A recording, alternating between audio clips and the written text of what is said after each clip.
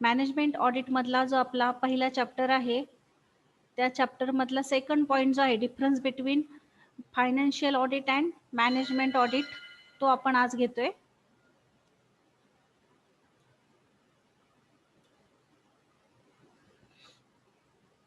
Difference between financial audit and management audit.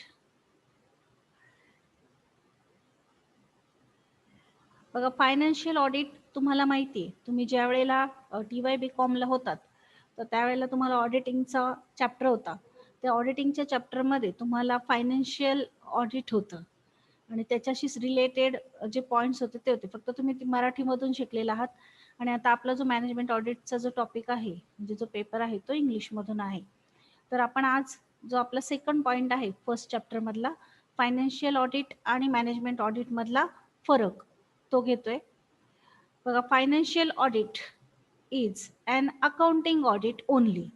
Financial ऑडिटमध्ये काय केलं जातं, तर जे आपण अकाउंट मेंटेन केलेले आहेत, मग आपलं प्रॉफिट अँड लॉस अकाउंट असेल, ट्रेडिंग अकाउंट असेल, सबसिडरी बुक्स असतील, कॅश बुक असेल, जे काही अकाउंट्सशी रिलेटेड डॉक्युमेंट्स आहेत, जे काही अकाउंट्स आहेत, त्यांचंच फक्त काय केलं जातं, ऑडिट केलं जातं.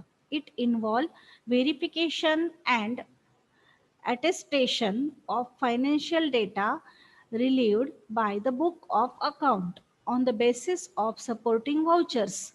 It is purely historical in nature and content. म्हणजे तुम्ही आधी अकाउंटिंग लिहितात, कशावरून लिहितात, तर तुमचे जे काही व्यवहार झालेले असतील त्याची बिलं असतात, म्हणजे व्हाउचर्स असतात, त्यावरून अकाउंटिंग आधी लिहिलं जातं आणि त्यानंतर त्याचं ऑडिट होतं. हे पूर्णपणे हिस्टॉरिकल आहे नेचरमध्ये, म्हणजे घडून गेलेली गोष्ट आहे, त्यानंतर तिचं काय होतं, ऑडिट होतं.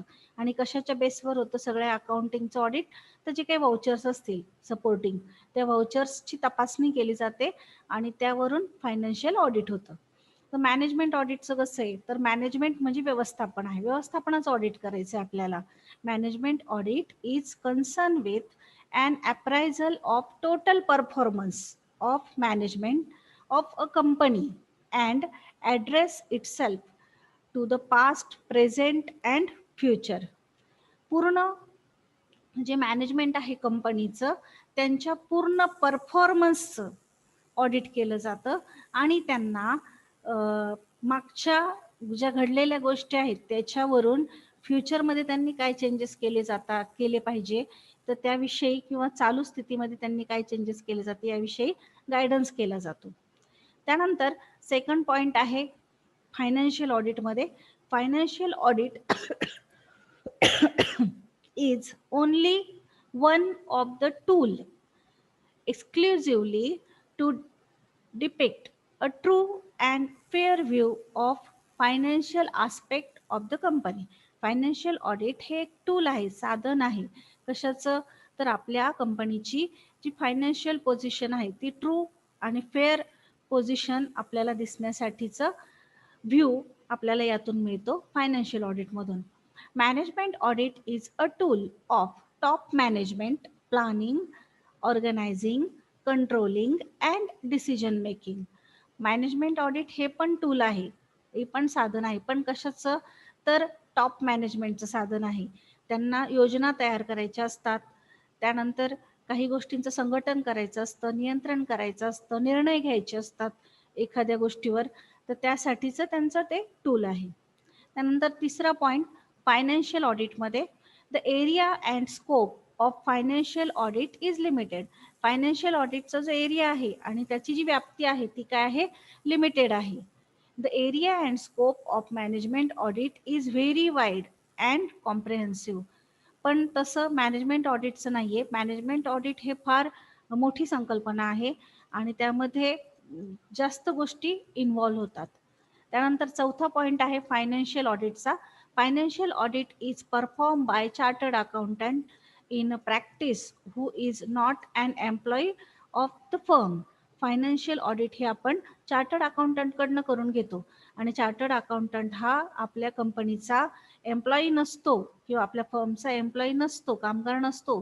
तर ती एक बाहेरची व्यक्ती असते जी प्रॅक्टिस करत असते, प्रॅक्टिशियन असते, ती प्रोफेशनल असते, तिच्याकडनं आपण ऑडिट करून घेतो.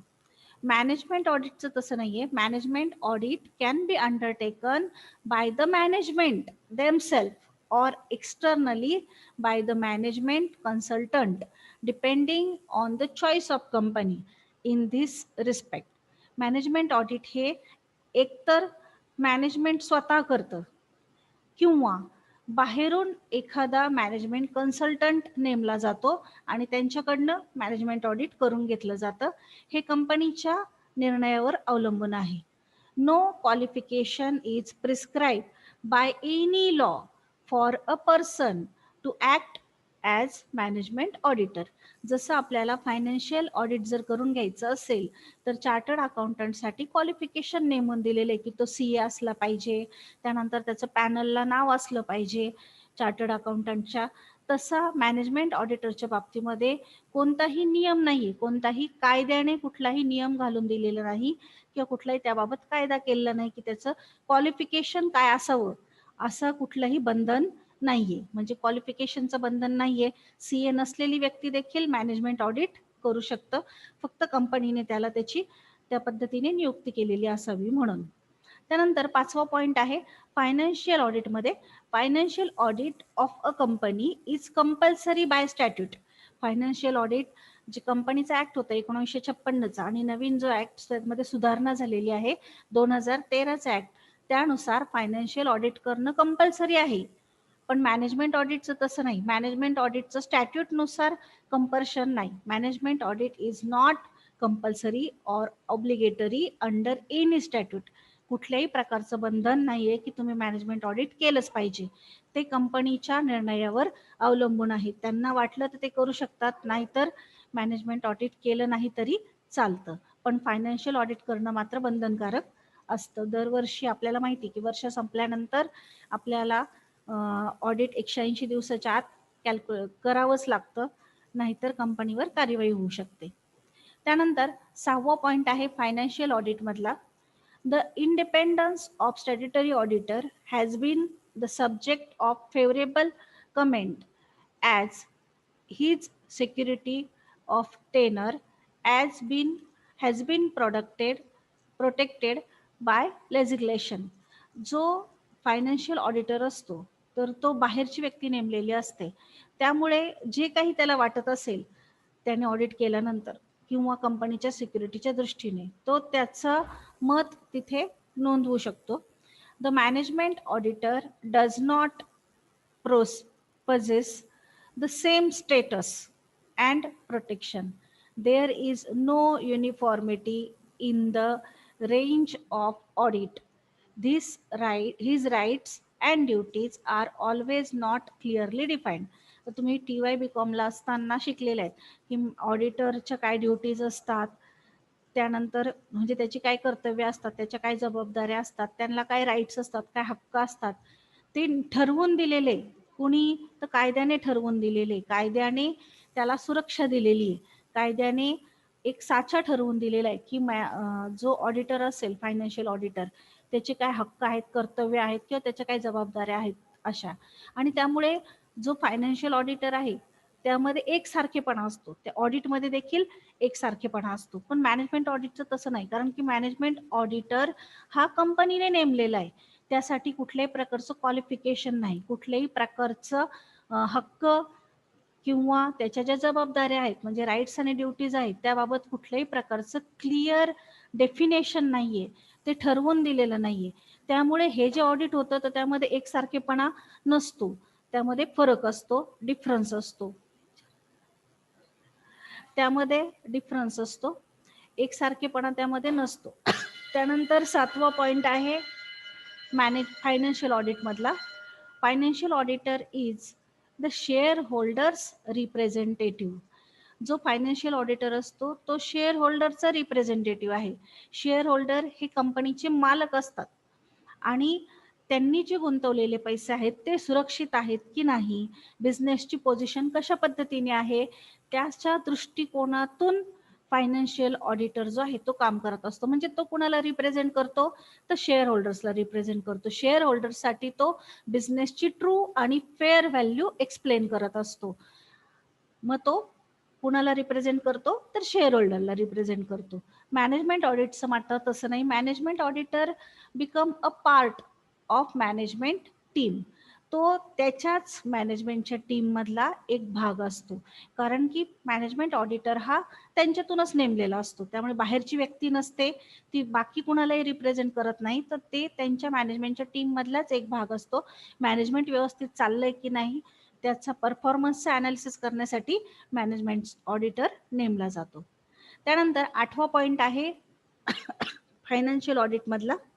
If there is any difference of opinion between the management and the auditor on any material issue, the financial auditor may report to it to the shareholders as his duty.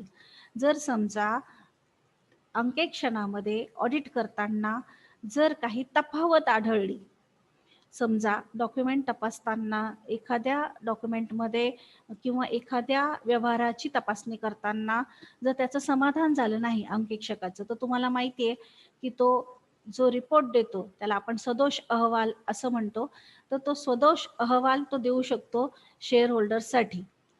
पण management ऑडिटचं तसं नाहीये. The position of the management auditor seem to be less certain.